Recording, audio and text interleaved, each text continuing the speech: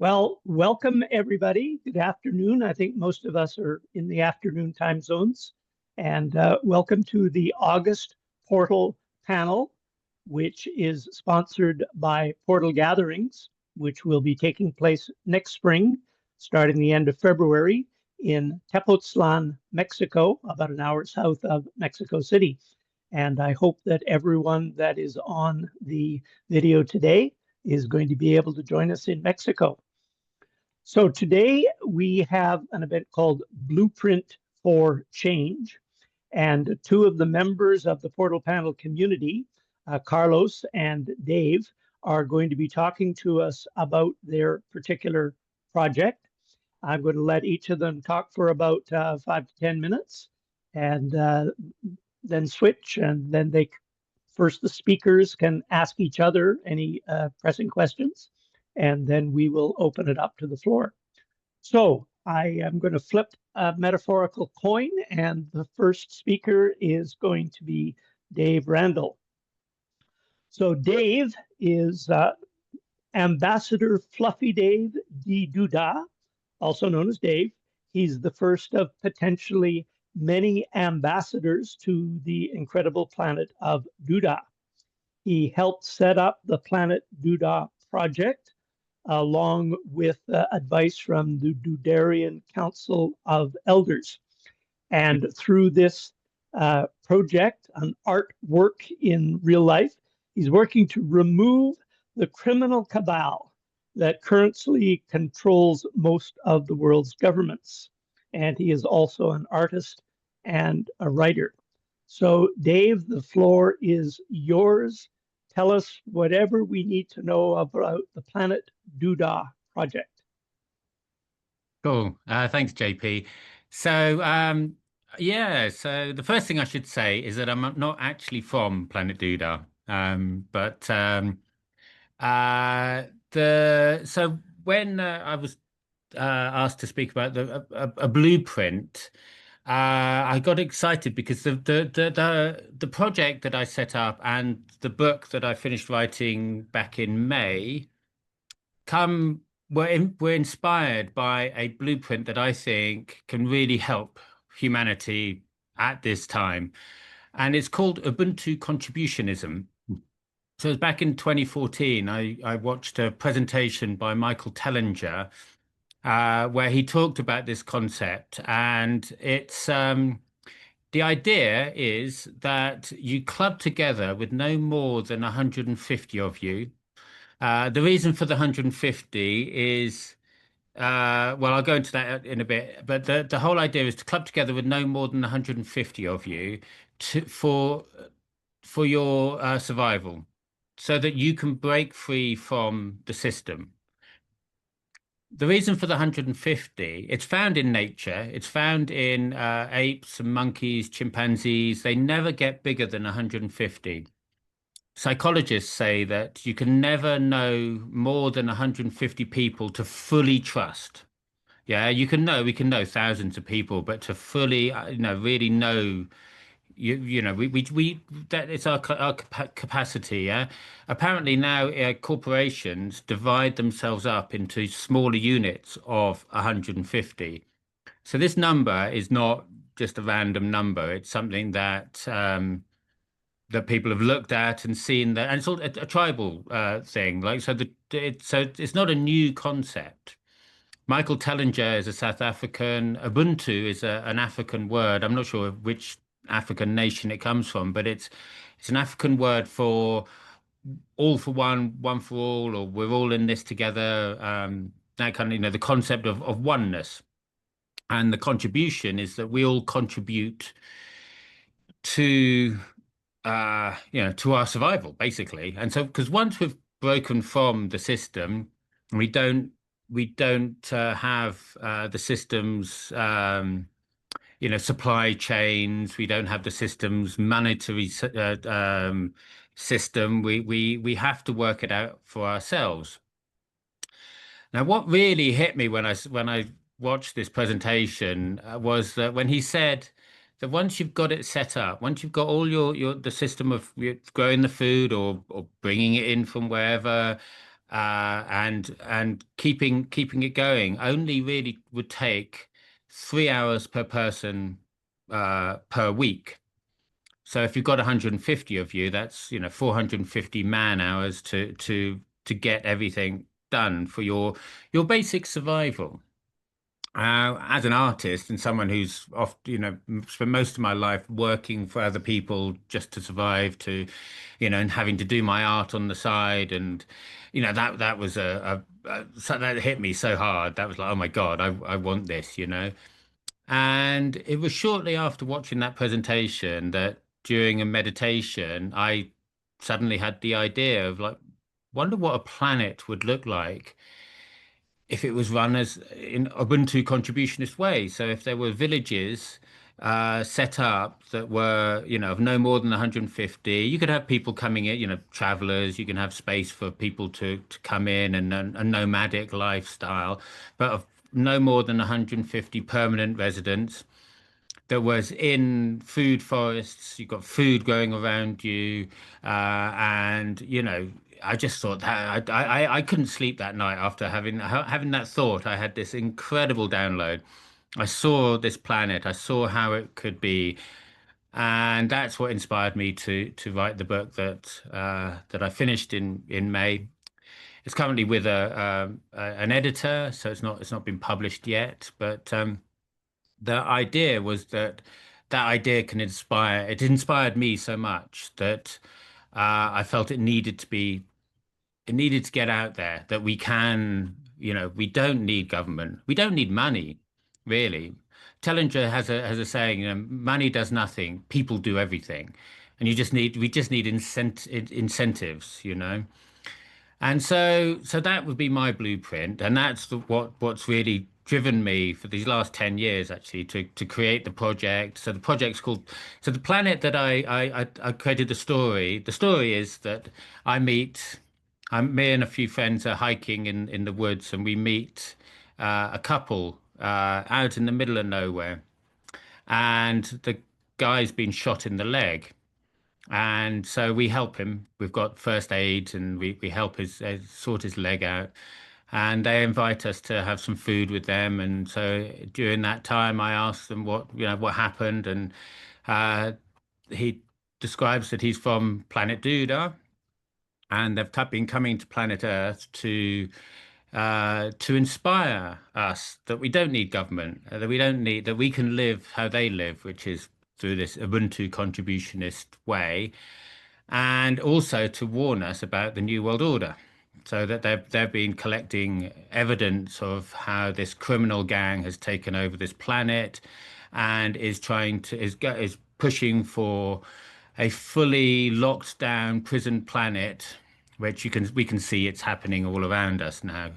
And so that's the book was really like to try to get the information out about the New World Order, but also to inspire people with the vision that I had about how we can live, without government, and have food all around us, have time to create so much abundance, to create so much beauty, to have so much fun. And the project is to ask the question of how would your future post-cabal reality look like and feel like? And so in the project, we have a meditation that goes Monday to Friday, daily meditation. You can do it at in your own time, but we do a Zoom call um, where we dive into your future perfect reality and see how it feels. I started doing this during the lockdown.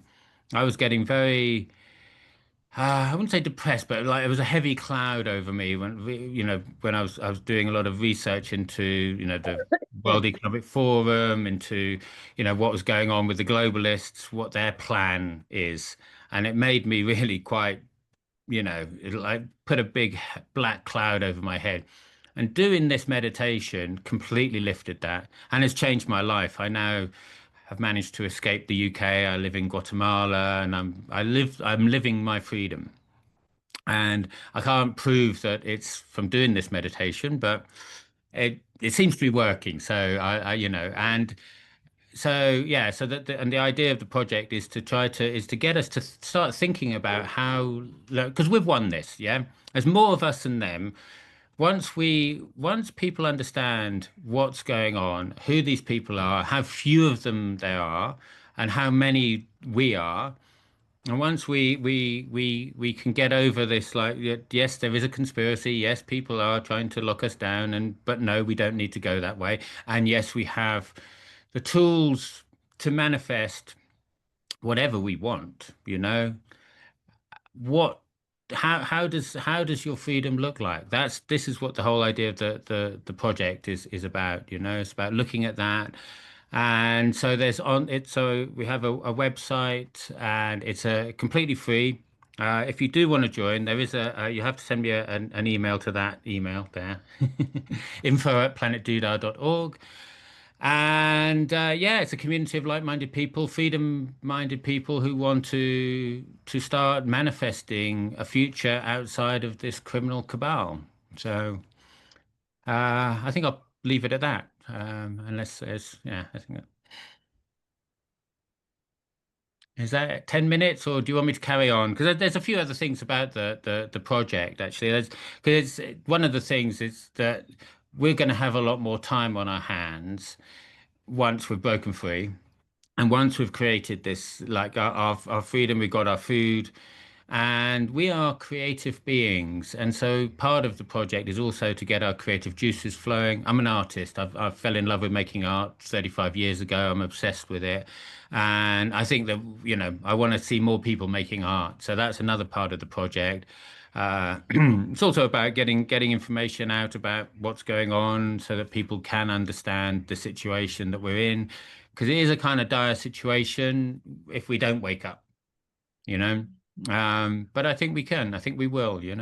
And so I see the project as being it's a tool in the armor for us to kind of, find our way to, yeah, to a much better future than what the World Economic Forum, seem to have for us. So yeah, Thank you. I think that's Thank you all I've got very to say. much, Dave. Thanks very much. That's a great summary. And I just want to congratulate you on your prodigious output. You usually find an email from you um, somewhere in my inbox every 2 or 3 days, and it's difficult to keep track with all the stuff that you are generating. But it's always fun to read your thought-provoking comments and links and so on that you bring to us on a regular basis.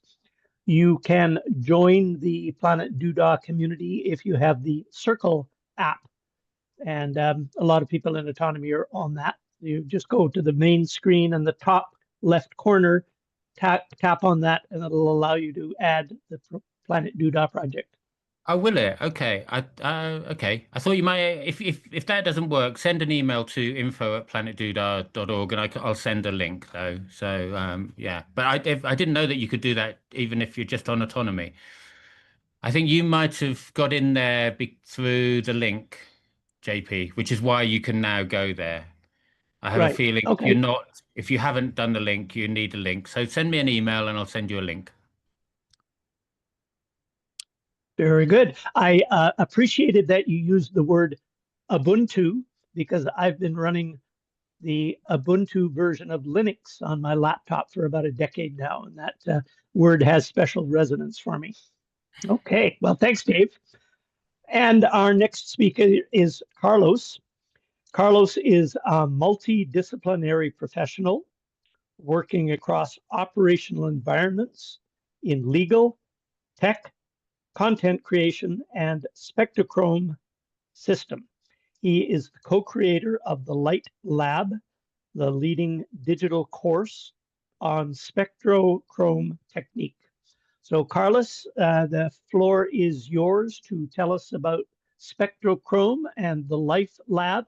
I should mention that I'm about a third of the way through the theoretical part of the program. I haven't got my light system set up, but I'm doing the background reading, which explains sort of why the Light Lab principles work. And I'm finding it a fascinating subject of inquiry.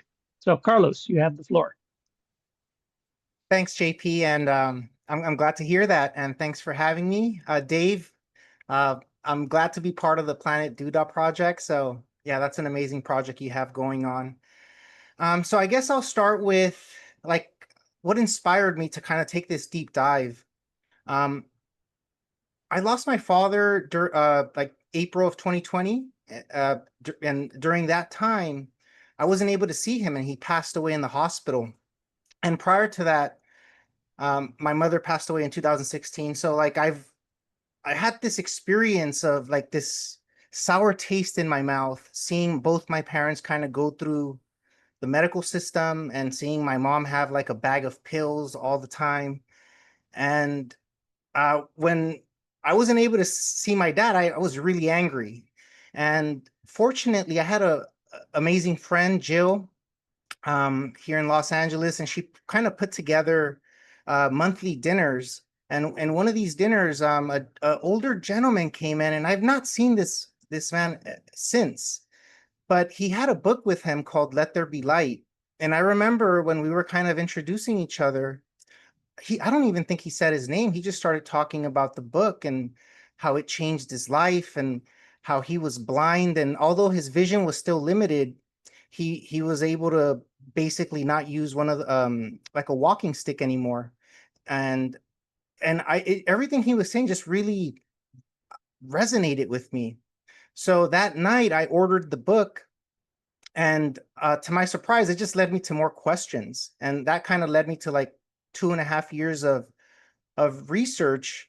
And I soon found that even like the greatest scientists that we know of, like Newton and Fraunhofer and all these famous people, they kind of only looked at light like in physical phenomenon. No one was really looking at light and color and how it affected living things. And I had heard stories, like my research took me to stories like in Egypt and all kinds of different parts of the world, talking about light and color, but it was a lot of story and not really a lot of detail and facts and things that I can like practice and see if, and see if there's anything I can like gain from it. It wasn't until I came across the work of Augustus Pleasanton, Seth Pancoast, and Edwin Dwight Babbitt, whose work in the late 1800s started studying light and color and how it affected living things. Um, and I and that just kind of fascinated me. And then soon after that, I came across the work of Dinshaw Gadyali.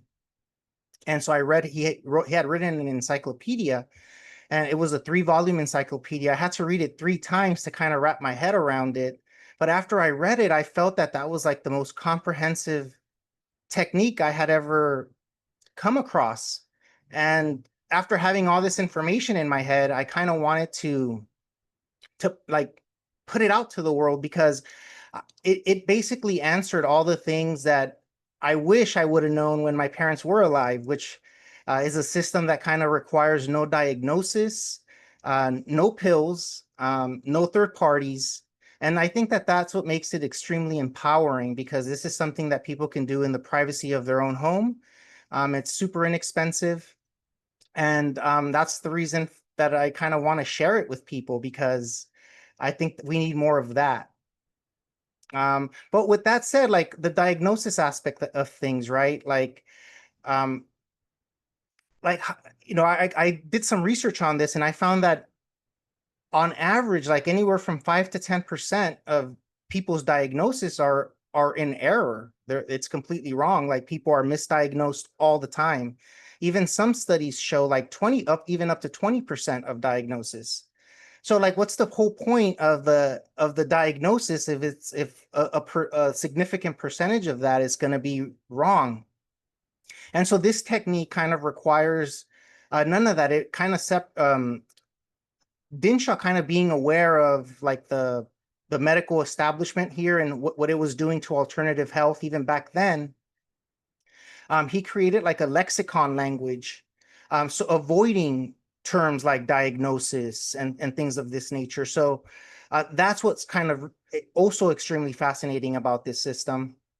But so just to kind of give you a quick recap, like what is the definition of diagnosis? And it basically means it's the determination of the nature of a disorder. And some examples, but again, how does that serve us, right? So if we know what we have, like, but the tools that are at the disposal, like pills and things like that, are what I learned is that they're actual real potencies, and to be putting in an organic body real potent, like these elements, because that's what they are, has a very detrimental effect, can have a very detrimental effect on the organs. And so I think what Spectrochrome does, it kind of gets rid of the diagnosis. It looks at symptoms in two ways. And either you need stimulation, which is the infra side of the spectrum, or you need like relaxation, which is on the ultra side of the spectrum. And so by this just very simple approach to things, it kind of abolished the whole diagnosis thing. Like, so let me give you an example. Like if someone has arthritis, for example, I learned through reading a lot of doctors, like if terms end with ITS, most of those diagnoses, it has to do with inflammation. So just knowing things like this and understanding the spectrum of colors, you can then utilize the colors on the ultra side of the spectrum that are more calming and sedative to address your symptoms. And it's super simple, it's super practical, and it can get more in depth, but I guess I just wanted to kind of leave it at that for now, just to see if people had any questions about that. But I feel that this system is one of the most precise healing modalities, because in addition to looking at the colors in those simple, and that's it, like that simple concept, I think the other aspect of it is like getting to know our bodies. And so another way that Dinshaw was able to create something was that he separated the body into 22 different areas in order to avoid all these, most people, because he wrote this technique for the layman. It's not for medical doctors or anything like that. And the story behind that was, I guess he had a patient, and this patient was suffering from a disorder, and he told her to irradiate or shine the light on her thyroid, which is here. But the individual, not knowing anatomical terms, ended up lighting up her thighs. So this is how he came up with dividing the body into 22 different areas, and these areas include all the major organs in the body, and it kind of reduces the any errors in where to shine the light on your body and things like that. And in addition to that, you also learn about how your body is affected by the world, like the heavens, the stars, the planets. So there's a lot of natural rhythms that occur in the body that I became aware of when studying this system that I haven't heard anyone really talk about. And I think that that's very important, because this information leads to us being able to do specific therapies. Even I was thinking the other day, even beyond light, given these natural cycles that happen in our bodies. So I guess being 10 minutes, I guess that's I'll leave it at that. I'm open to any questions. Want to keep it You within. also promised us that you would tell us how to set up a light lab so that we can do it ourselves. So maybe just touch on that. Sure. So yeah, a setup is extremely simple. What is required are 12 Roscaline filters. I found a dealer online. I think they're called Products on Demand, and they sell the 12 filters, 6.5 inch by 6.5 inch. They're about this size, and they fit perfectly into my PAR 38 lamp that costs about $20. And the filters, the set costs around $60. So they're very inexpensive. The light that I have, you could use any light. If you have like a light like this, all you would have to do is like a do-it-yourself thing, so you could put your filters in front of it. but I highly suggest like a stage light. The one I purchased is a par 38 stage light. Cost about $25. And the light bulbs, so light source is extremely important in Spectrochrome. The light source that we use are incandescent or halogen incandescent light bulbs. And that is because it is the closest thing to natural sunlight. And you can test this out by purchasing like a simple tool that's called a spectroscope. And this tool, you can examine like your different light, like on your computer, your phone, your light bulbs, LED light bulbs, and things like that. So it's an extremely simple setup. In regards to the tonation time, based on these natural rhythms that I kind of briefly mentioned, the tonation time takes about an hour that's what the creator of the system said in his encyclopedia. But his son, Darius Dinshaw, in his book, Let There Be Light, mentions that a 30-minute tonation is also beneficial. So 30-minute to an hour tonation is the duration of the therapy. And you do it during specific times that are called forecast times throughout the day. And usually when you're positioned, if you're laying down, then your head should be positioned to the north. And from my understanding of it, it is in order for you to be aligned with the polarity of the earth. So let's see, we got the light source, we got the filters, we got the time, tonation, and like the positioning of how you're supposed to lay down. I think that's kind of like the basic overall simple technique. I don't want to get too into the technique because it is very comprehensive.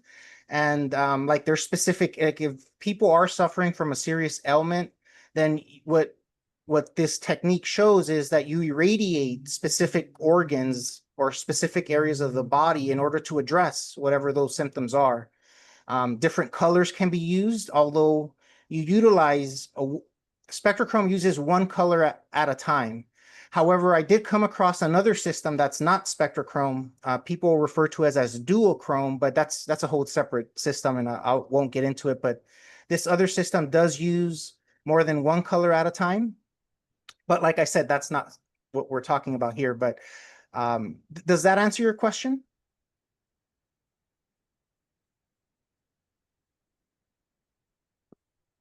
Carlos, could you perhaps just give us the web page for your course so that people can find you online? Sure. If people want to learn more, I created a website. It's www.thelightlab.org. I have a FAQ section on the website. I've broken it down into 4 sections, like getting started, like where do you get your filters.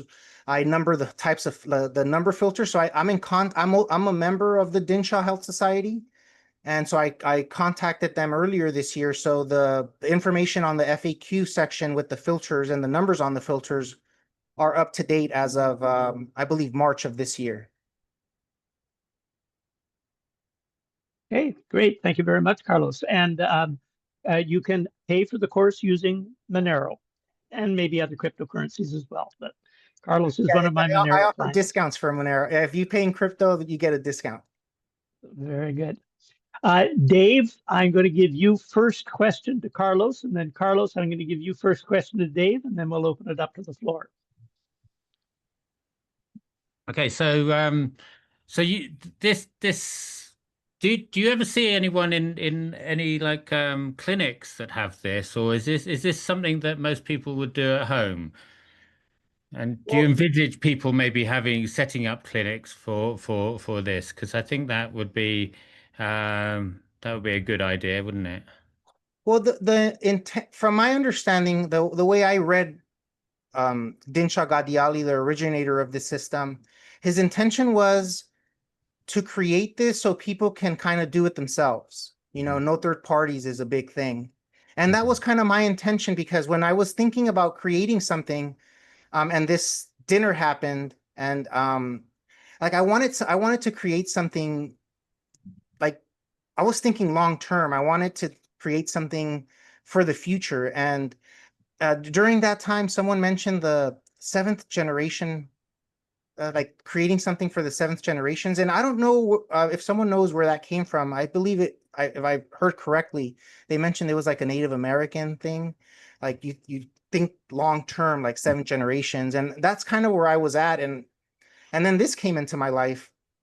And so that was like the whole like that's the intention, is like I wanted to create this so people can do it themselves, right? Yep. Like that was the whole point of, I mean, that's where I'm taking it. Cool. And Great. I do see a hand up. Should we take that? Carlos, I'll just let you ask Dave one question, and then I'll open the floor, and Jim is the first one with his hand up. Awesome. So Carlos, fire away at Dave if you wish. Yes. Dave, I think I've been a part of some of your meditations even before the Planet Duda project. I'm curious if you can talk to us a little bit about, like, not only the intention behind it, but like that drive to build community that you're kind of really, I see that you're really doing now, like especially with the Circle app. Can you tell us more about the community that you're trying to build?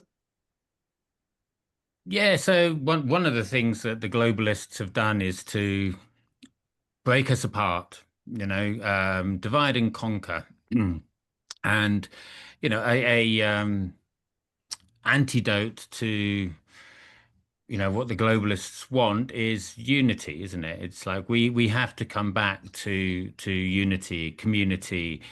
And one of the online is now we're in a digital world, and it kind of feels like we kind of have to get online, but eventually we want to be actually having communities where we are living with in real life. Yeah.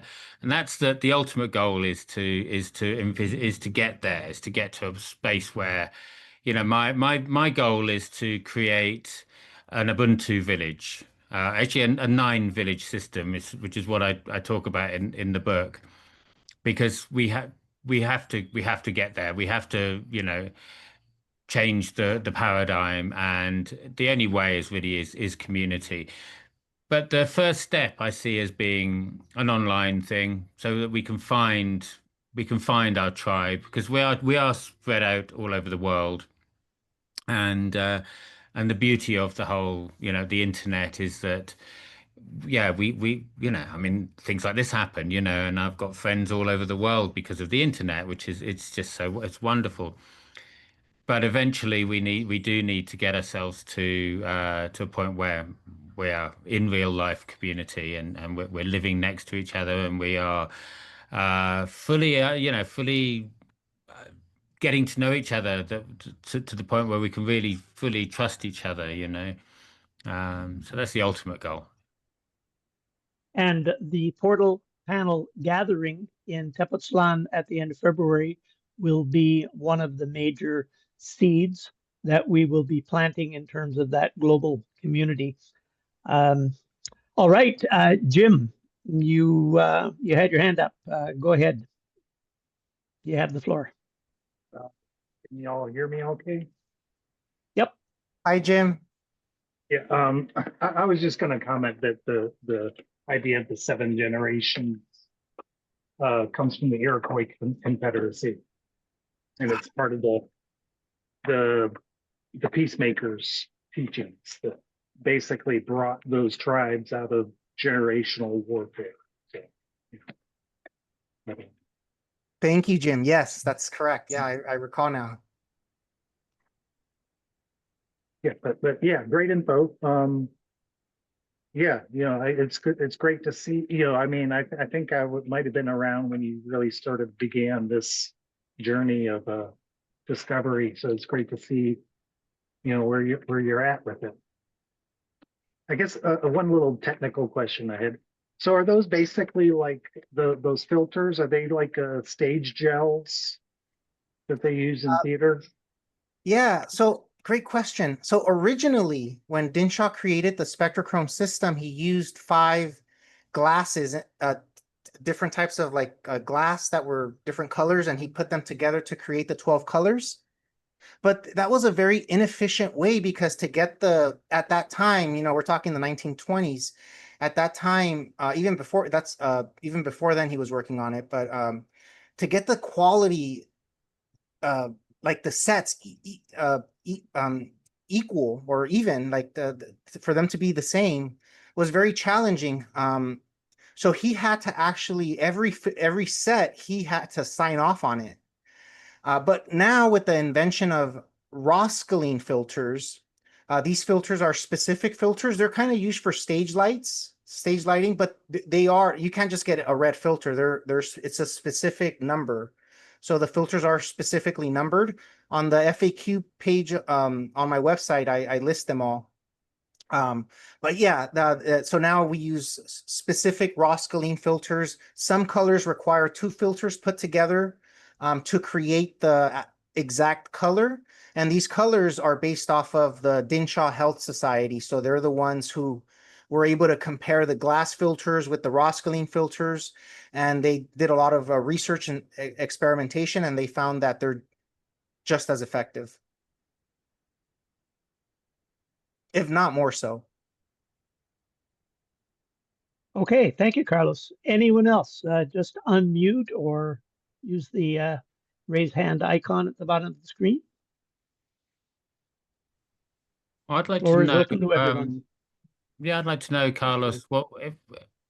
Have you seen any changes in you from doing it, or what actual real life experiences of healing have you come across? Yeah, I mean, I could show you a picture of me when I was, I think, 5 years ago. So, and that picture, I look a lot older than I do now. I was a lot heavier, and uh, I guess to completely answer your question, I've done a lot of different modalities, so I can't say like Spectrochrome. I haven't used Spectrochrome only.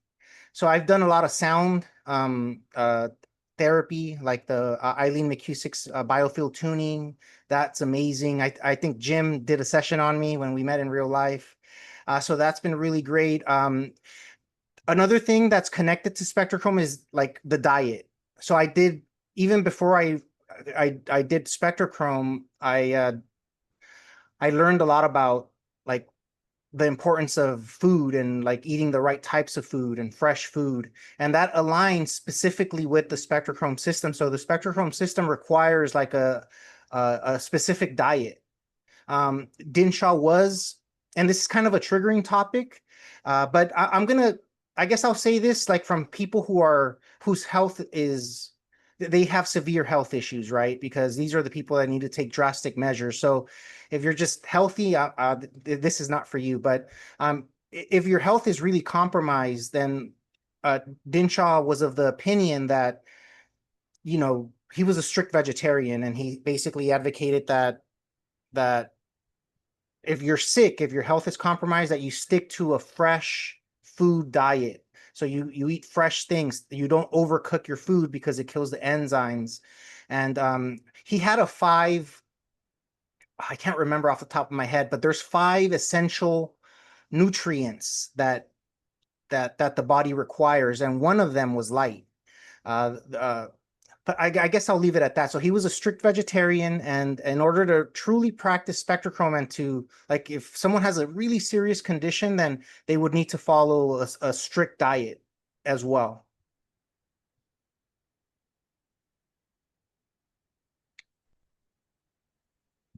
You know that Okay, light healing. Agnieszka.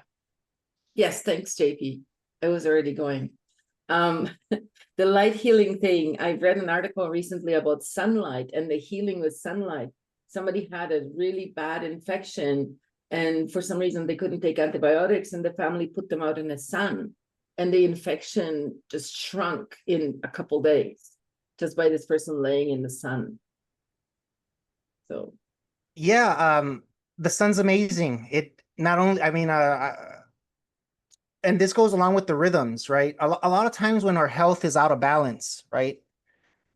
Like our sometimes our breath is out of balance, our heart to breath connection, it might be out of balance. And when this happens, it starts to affect everything in our body, our blood, for example, like, and then once the blood is affected, it affects all the organs. So sunlight is amazing. I mean, the only thing that some people that their health is really, really compromised, uh, sometimes too much sun can be like a harmful thing because although the sun has not only the visible light spectrum, but it has all kinds of other energies as well. And some of these energies can be, well, obviously we can get burned and things like that. So if it depends on the person's symptoms. But yeah, the sun is amazing, and not only in getting your rhythms back in order, but I mean, it gives you vitality. I've seen photos of old hospitals where they've got just sunbeds, loads of sunbeds, and it said in the caption that this was actually known, that yeah, like you just stick someone out in the sun, and as long as they don't burn, yeah, that will heal, yeah. Um, Yeah, I came across stories in all parts of the world that they would create these chambers, and these chambers, some of them would use. I heard stories of crystals, like specific colored crystals that have were used, and I also heard stories about specific colored glass being used. But again, it's a lot of story, and they make for a good story. But when I was looking to like for the actual technique, and I came across Dinshaw Gadyali's work, I thought that was the most comprehensive work in the area of light and color that I had come across. just made me think about, in churches they had this like stained glass windows. Do you think that was on purpose for that? That's something to do with that. They knew that and they put that in. Yeah. Yeah, that's a great observation. In the book on the principles of light and color written by Edwin Dwight Babbitt in 1878, he actually created an invention. It's just like what you're talking about. It was a colored glass, like oval, kind of like half the body size, and you would position it, and it would irradiate like different colors, irradiate different parts of the body. So yeah, yeah, that's exactly what the church thing is. But although Dinshaw did have some disagreements with Babbitt, um, so one of them was, uh, Dinshaw was of the opinion that you should only use one color at a time. Babbitt used many colors at a time. And the other thing that they didn't agree on was the primary colors. And this was fascinating. I researched this and I found that the theory of the primary colors goes down to two individuals. One of them was Thomas Young, and then the other one was David Brewster. And David Brewster in the early 1800s stated that the primary colors were red, yellow, and blue. Mm-hmm. But he didn't show. He only talked about it like in paints and pigments, and didn't really show any like experimentation to prove that. It wasn't until well, even before that, Thomas Young, prior to him, was his predecessor. He was the one that said that the primary colors were actually red, green, and violet. But no one, I don't know why it's a puzzle. I'm puzzled why Well, if you yeah, paint, if you paint green and red, if you mix green and red paint, this is not light. If you'll get brown. yeah. And so all the primary colors. I mean, I did that. I went through art college, and you mix them together, and so with pigments, with actual paint, it is those Yeah. that is the color wheel, and the opposites will create a brown. So blue and orange together will be a brown, green and red, brown, purple and yellow, brown. So it's the physical, it's not the light. So it's very Yeah. different. Yeah. Yeah, and I'm thinking the only thing that made sense to me was maybe the technology at the time, because Thomas Young actually, and if you guys don't know who Thomas Young is, some people called him like the last person who knew everything. He was he was influential in deciphering the Rosetta Stone, and I mean this guy was he was a really amazing individual. And the only thing that I can think of was maybe that there wasn't the tools at that time to verify. But like you can verify this with like with light, for example, by just taking two projectors and putting the filters and meshing them together, and it'll give you, if you mix red and green, it'll give you yellow. It's very fascinating stuff. So yeah, it's very different than the pigments and paints. Jim, do you have a question? Oh, I was just basically going to say what you both said. You know, pigment primary colors are different than light primary colors. And it's also different when you mix them. If you mix the red, blue, and green are the primary light colors, you mix them all together equally at the right frequencies, you get white. You bring up an amazing point. You just reminded me, Jim. So Dinshaw created, he had an original creation of color that he called magenta. So the first visible color that comes into the visible spectrum is the color red. And so he calls that the first point of manifestation. And the last color on the visible spectrum is the color violet. And he calls that the last point of manifestation. And then the color green, he sits in the middle as the protection. And it's a whole concept of construction, destruction, and protection, because there's some very profound concepts when you really study spectrochrome in depth. But the whole point, I guess, that I'm trying to make with all this is that by him mixing the first color, which is red, with the color violet, he created what he called the second octave of colors, and that color being magenta. And magenta, he refers to it as an emotional color that works on your emotions, which is very, very fascinating. It is also the color that is recommended for all heart conditions. So I guess I wanted to just share that little tid note there.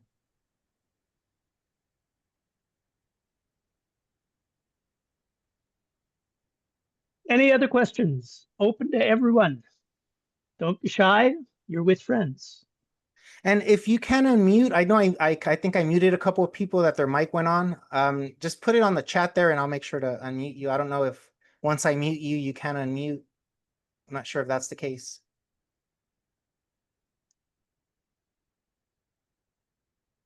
Yeah, they can. Okay.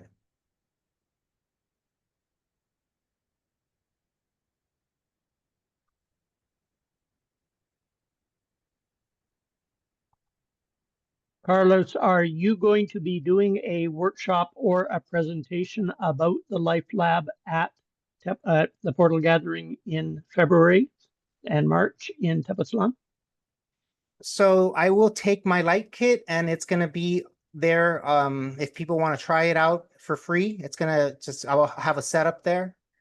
I'll try to find a good location. So part of when you do tonate, it's on bare skin. So you would take your shirt, your like, if you have your t-shirt on, you would take that off and you would shine the light on your bare skin. Also, the other requirement for tonation is that the room should be a comfortable temperature. So, anywhere from 75, 80, 80 degrees, depending on your comfort, should be comfortable. And then you shouldn't be listening to music or watching TV or reading a book. That time is meant for you to be really in touch with your body. How do you feel? Look at the light, it's your time to just kind of feel yourself out.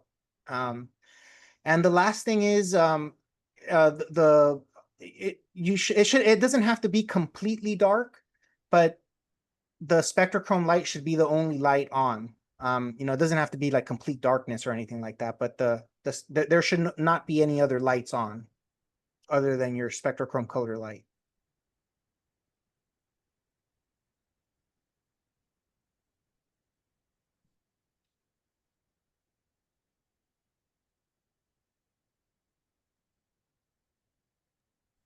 Do you actually feel the light? Like say the sunlight hits you, you feel it, it's hot. Do you feel a heat? Do you feel a vibration of some kind?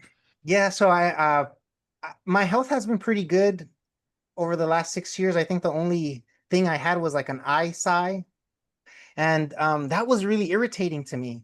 And when I would use, I used several colors, but the color I really, really enjoyed, well, there was two, the color blue and the color purple. As soon as I would turn those colors on, it just like my irritation, it just alleviated. And I think the most profound color that I really, really felt was the color yellow. I remember when I first used that color, I felt like a tingly sensation in my cheeks. So I guess it depends on people's sensitivity, I would say. I think I'm quite sensitive, so I tend to feel it. But I guess I would say that. And oh, lastly is the Spectrochrome colors are they're not damaging. So they don't include any infrared, for example, side of the spectrum. So there's no really negative. They don't burn you. There's no negative side effects to these colors. They fall within only the visible light spectrum. And the reason Dinshaw decided to do that was because he didn't want to create a system that caused any damage. So he stayed away from the other type of frequencies that can burn, or on the ultra side of the spectrum, you start finding like X-rays and all these other energies that can also be harmful. Like radiation is one that is way out in the ultra side.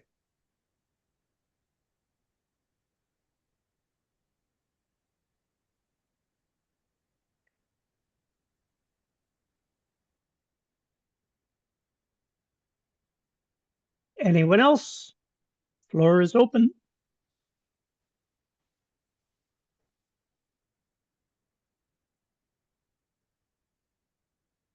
Can I share a little bit about the natural rhythms that I found so fascinating that I don't think I've heard anyone else talk about these rhythms. Of course, please do, Carlos. But these rhythms, they're not only related to your location, so your latitude and longitude, but they also have to do with like when the sun rises, and also like when there's eclipses and things like that. Those are days that you don't tonate for some reason. And I don't know exactly why. He mentioned it in encyclopedia, but he doesn't go further than that. And I guess that's the challenging aspect of some of his work, is that a lot of his work does deal with what people would call like hidden knowledge, like that's not available to the public. And that I found a little challenging to communicate, because I was trying to kind of stick to the facts of things. But so yeah, I guess but with that said, these natural cycles he found, he experimented over 5 years with these they're called Wolf's bottles, and it's basically a bottle that has a compartment in it, or they can have many compartments in it. And he filled these bottles up with a liquid, and then he put coloring just to differentiate, the sides of it. And then he put tubes which he inserted into his nostrils, and it took him over 5 years to kind of basically postulate that there's this cycle, and this cycle he called the variant breath. And this cycle on an average person is around 3 hours, about 2 hours and 56 minutes is when this cycle. So this has to do with the time of tonation. So initially I had said an hour. So you start when the cycle begins, when the new cycle begins. So these cycles can be timed. And then, so when this new cycle begins, 45 minutes into this cycle is when you encounter what he termed the junction. And the junction is basically when the pressure of your both nostrils is balanced. So this is evident by the pressure of the breath. If you're healthy, obviously, if you have congestion, obviously you're not going to be able to do this. But this is how you determine these cycles here. And so it took him over 5 years doing these experiments, and I think that's quite unique. I don't think I've ever heard anyone else talk about these cycles.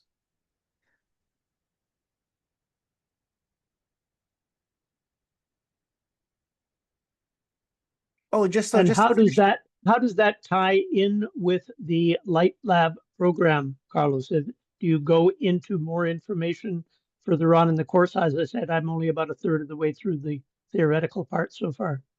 Yeah, so it ties in the sense that this is how you like almost recalibrate your system, like your breath and heart, because when you're in balance, your breathing is in balance with your heart, and when that happens, your body naturally like the reparative processes will basically heal your body almost if you stop any destructive things that you're doing. Oh, and this is, so there is a simple so there's another thing that Dinshaw called the ratio, and the ratio is a simple equation that anyone can do to kind of gauge their how strong their body's reparative processes are.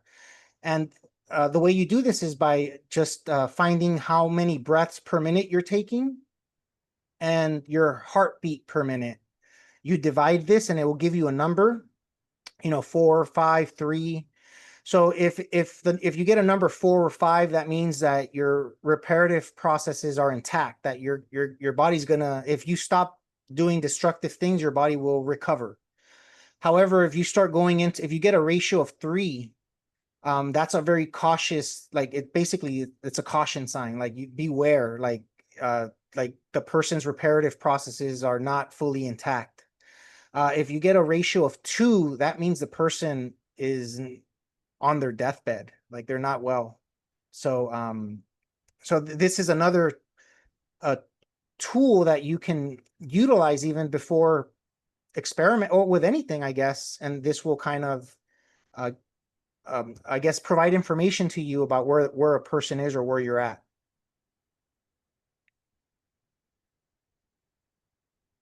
Sid, did you have a question? Yes, I did. How you First of doing, by all, the way? hi, it's been a while. Yeah, good to see you, Sid. Yeah, likewise. Second of all, because when you mentioned, I'd heard you speak about light therapy before, and you had spoken about the eclipse thing in the other recording I listened to. And, being the astrologer that I am, I kind of got curious about that little intersection. So I looked into it real quick. And I'm not sure if these numbers mean anything. I'm just going to run this by you because my theory is during eclipses, either the Earth is interfering with the sun's beams towards the moon during the full moon, or vice versa during a new moon. And I was like, hey, maybe that interference is big enough to make a difference, which would make the entire therapy and not worth practicing during that period. So basically, I asked AI, and the deflection, the numbers are very small. I'm getting 0.00000. That's 4 zeros. So 0.00026 arc seconds of deflection, and that's the moon on the sun during lunar eclipses, during solar eclipses, because that's the smaller one. I just picked the smaller of the two, and I don't know if that number even means anything to the way that you even know this knowledge. I might have just been speaking gibberish to you this entire time, but if it does, if it's big enough to make a difference, or if my question makes any sense at all, I just wanted to run that by you. Well, thank you, Sid, for that. And yeah, I found it very enlightening, and it kind of it does make sense to me. So in regards to that, I wish he would have explained these things more. That's one thing that, because I read his encyclopedia 3 times. So I did come across a lot of things. The other thing that, so I guess I can't fully answer your question because I don't know, to be honest.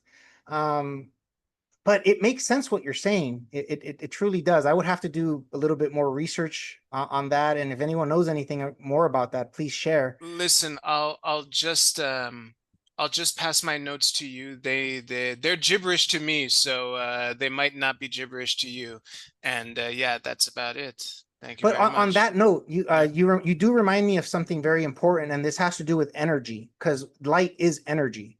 And so one of the Dinshaw's views on energy kind of relate to the work of Maxwell with his work, his experiments on polarized light, where he proved in the 1860s that light, electricity, and magnetism are related.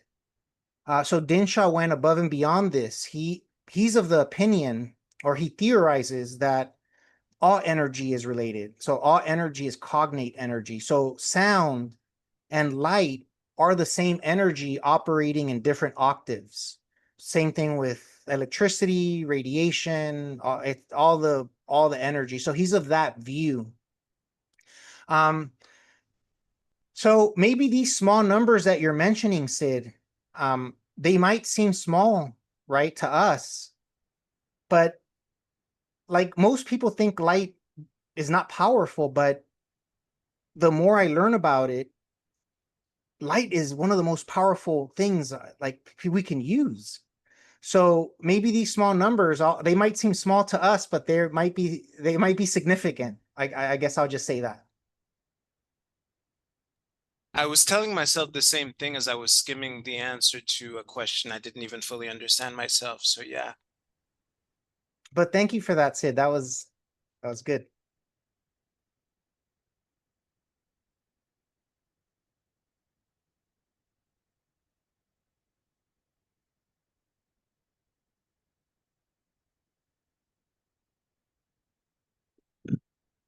Any other questions? Don't be shy. Speak up. Answer your question. Ask your questions. I see we have a couple of people on the call that are going to be actually presenting. If any of you would like to say anything about what you're going to be bringing to the Portal Gathering in February. I don't want to put you on the spot, but Megan, anything you'd like to say about your work?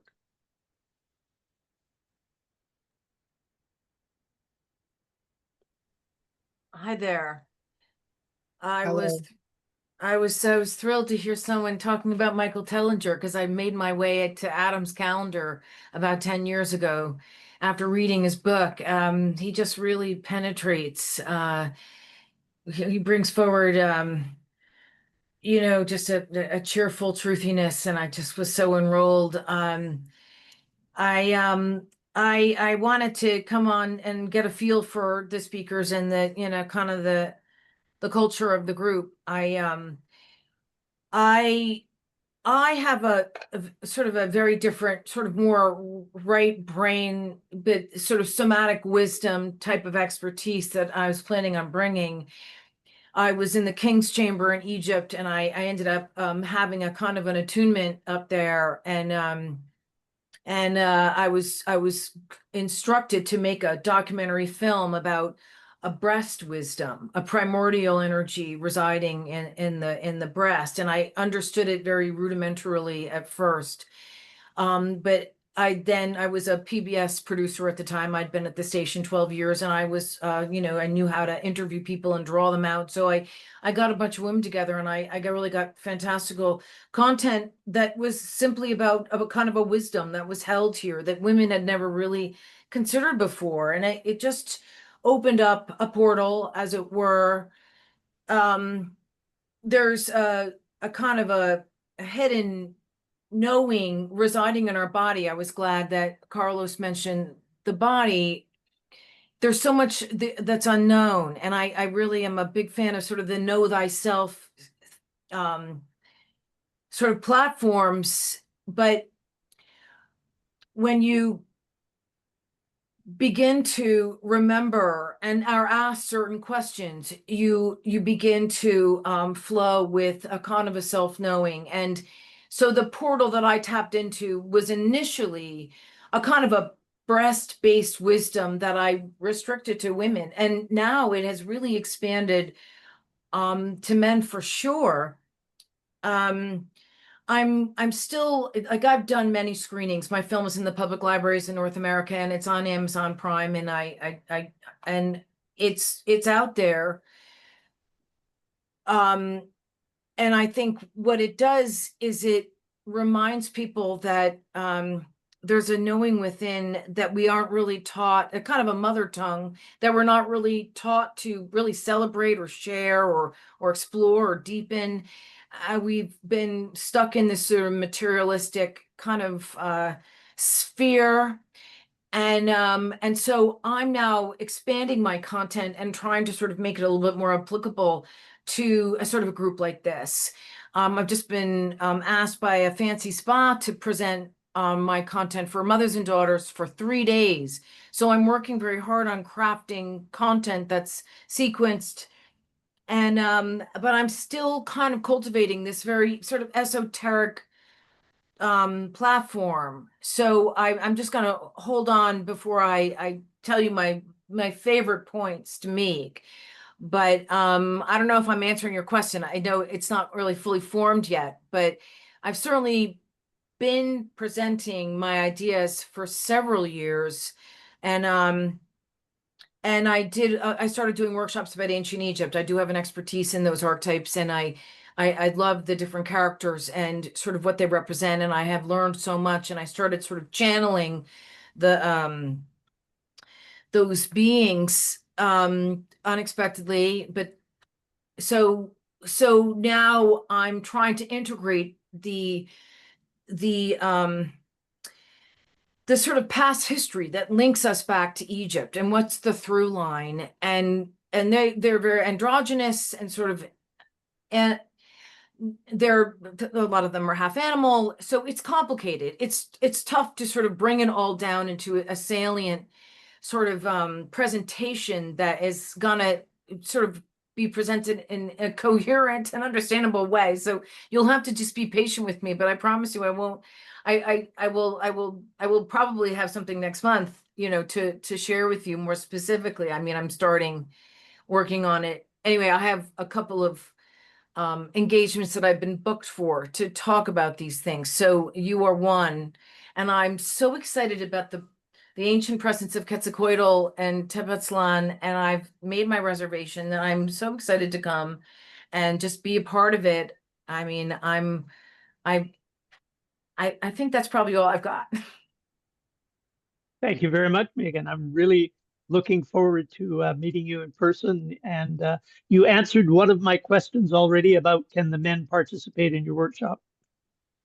Oh, absolutely. I think men are a big part of this conversation. It's huge. I hired a search engine optimization group a couple of months ago, just a quick digression, and I just started to learn about the young men in our culture and their fears and their kind of ignorances. And I think it's really important that we be more forthright about particularly nipples. You know, it's such a taboo word in our culture, but it's these are very powerful portals, and I think we must sort of just look them squarely in the eye and name them and and talk about what's possible and what's important and why not.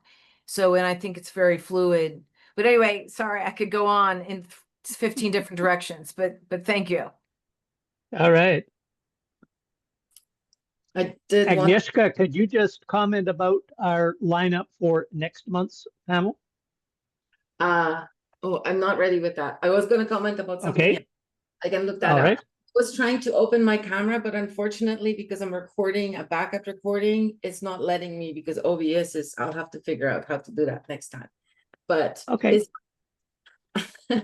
So I just wanted to mention that there are still a few spots left for speakers at the portal gathering in Tepozlán in end of February, beginning of March 2026.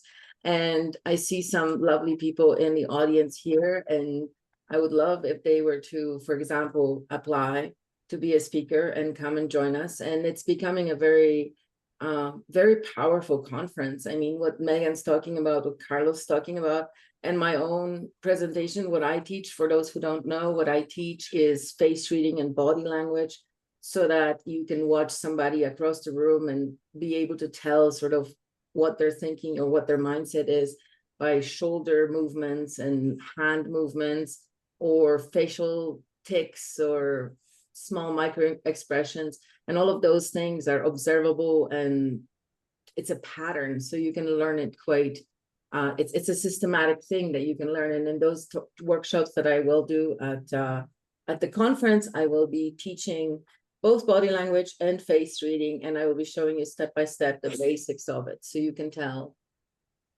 what somebody's thinking, essentially.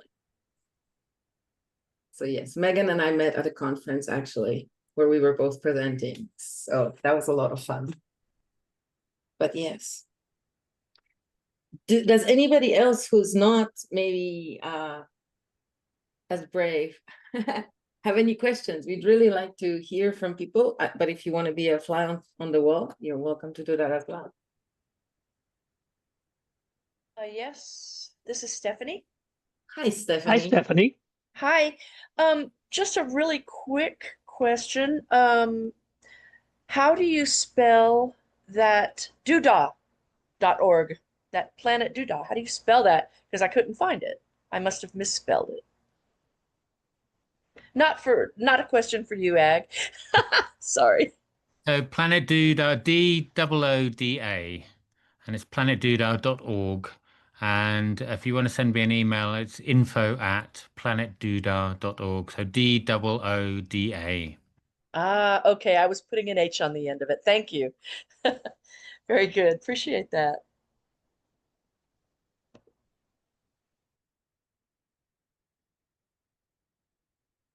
Okay, any other questions? Don't want to put anyone on the spot, but this is your chance to speak in a group of friends. We're not going to judge you.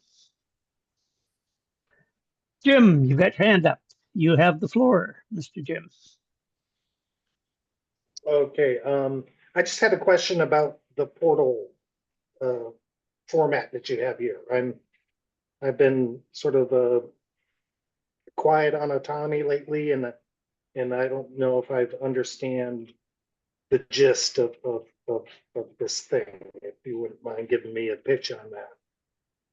Sure. Well, I'll start off by saying that we're having the in-person gathering in Tepozlán, Mexico. It's a city about an hour south of Mexico City. It's considered a sacred portal. It has been known as that for a long, long time.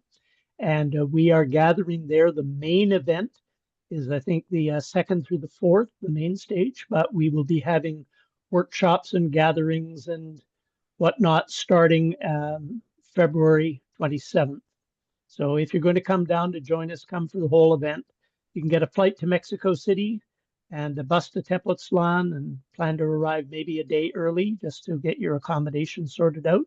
There's lots of accommodation in the town. It's a very big tourism center. You won't have any trouble finding accommodation online through booking.com or Airbnb, etc. The portal panel, which is what we are engaged in right now, is a monthly event, and it's on the 2nd Wednesday of each month at this time, which is 7 p.m. Eastern time. And each month we have a focus on a different topic. Usually we include at least one person who is going to be presenting at the event. I don't know how far we have things scheduled out. That's a question for Agnieszka. But we do have the gathering every month. That's the same URL every month that you joined on today. Does that answer the sort of the outline that you're looking for, Jim? Oh, yes. Thank you very much. Okay. Write it in on my schedule. I don't think I'll be able to make Mexico in February. But I definitely try and make these panel meetings.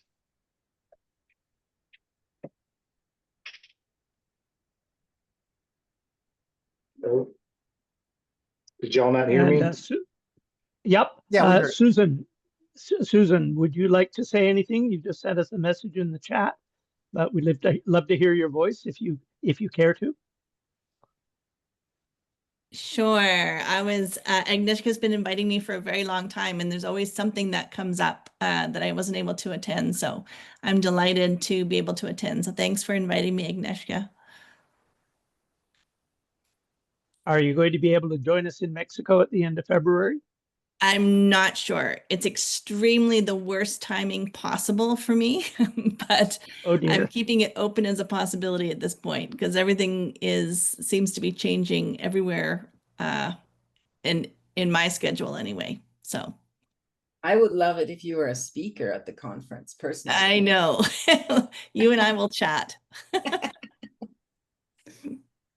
I did find the information. Hang on, Susan, if you have a question, you can stay on, but I just want to give you guys this information. We have September Foraging for Health, and we have a couple different foragers talking about foraging. Then you might know one of them, Susan.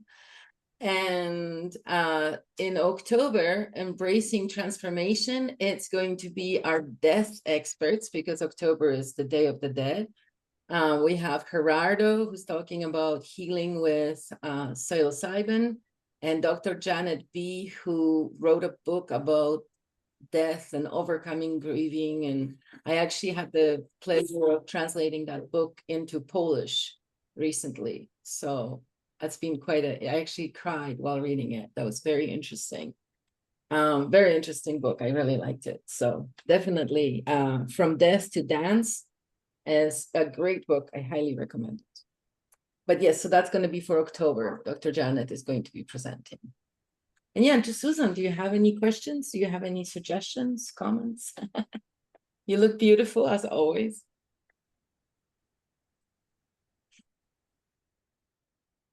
Thank you, Agnieszka. No, I don't have any questions. It was really great to join today. And I think this is a beautiful project that you're all creating together. So we shall see. We shall see. Nice. And some really cool people that you would like, you know, even the ones that aren't here right now.